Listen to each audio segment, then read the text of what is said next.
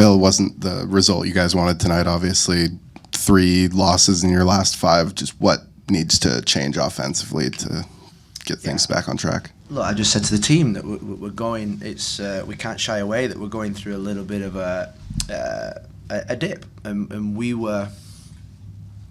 not had many dips this season. So there was always a time when we're going to hit a little bit of a patch where the ball wouldn't roll for us, the decisions weren't going for us like tonight. We had a referee that wasn't giving us anything that we thought we deserved, and a referee that probably just, I don't know. But that's not an excuse. And it's just not going for us at this moment in time. There's David Acosta going down just before the game. You know, like when the rhythm and the momentum just flips a little bit, you just get little setbacks like this. And what I've said to the team is that I actually think this is a good thing for the team. I think the team now need to be tested about what they've really got inside them, and it's fine when everybody's fit, it's fine when you've got DPs on the pitch, and it's fine when we're playing beautiful flowing football, but I think this will define us as a team and as a group, and that's what really excites me. And I've said to them in there is that in life and in football, not everything goes according to plan. Nobody comes and knocks on your door and gives you success or gives you money or gives you a playoff spot. You've got to go out there and earn it, and you see the results. Not just us, many teams have gone up and down over the last 2 or 3 games. It was a game where I thought it was a 0-0 game. I thought it was a 0-0 game. It was similar to the game we played in Salt Lake, where it was cagey. They didn't come out. We didn't really come out. We struggled to break them down. We had a good chance in the first half with Kevin. I thought some of our set play movements was really good, but we just didn't have the real desire to go and head the ball. And then a mistake probably for the goal cost us and give them their victory, and it was always going to be a mistake probably that cost us.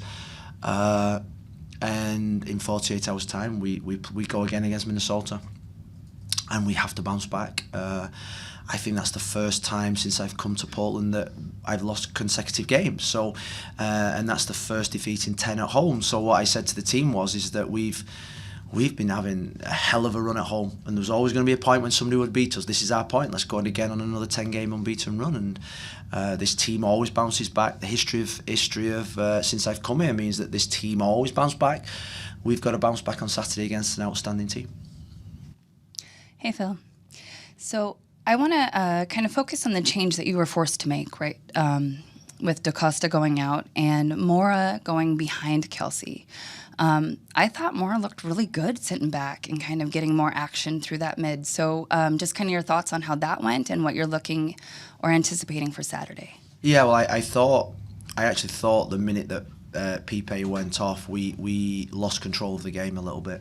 I thought he was outstanding. We asked him 3 minutes to go before the game. We asked him to play a different role. We asked him to play in that space that David Acosta does, so we can build our patterns. And I thought he was outstanding. I thought they struggled to mark him at times.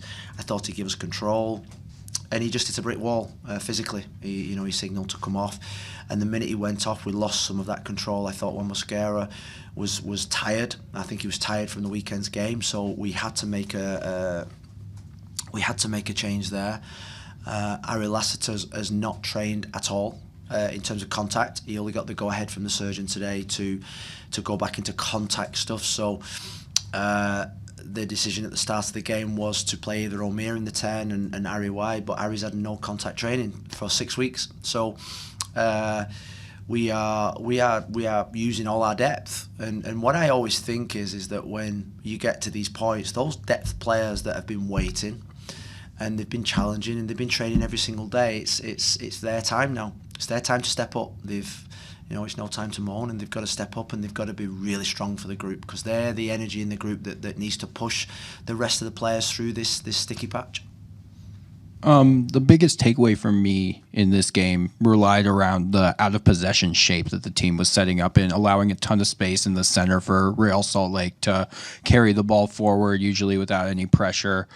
Just how have you noticed this team's out-of-possession shape just change more and more over the season as the goals have started to dry up? I've been disappointed in the last 3 games in our intensity levels in the out-of-possession. They know that.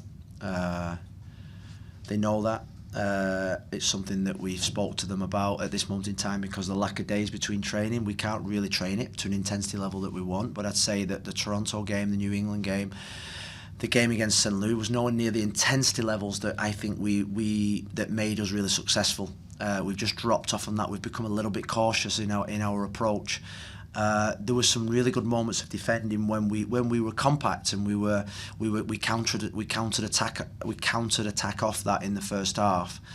But we just didn't have enough quality on the counter attack. We just didn't have enough quality in terms of our fast speed on the counter attack. But the boys, I can't fault their efforts, their endeavour, their ability to push.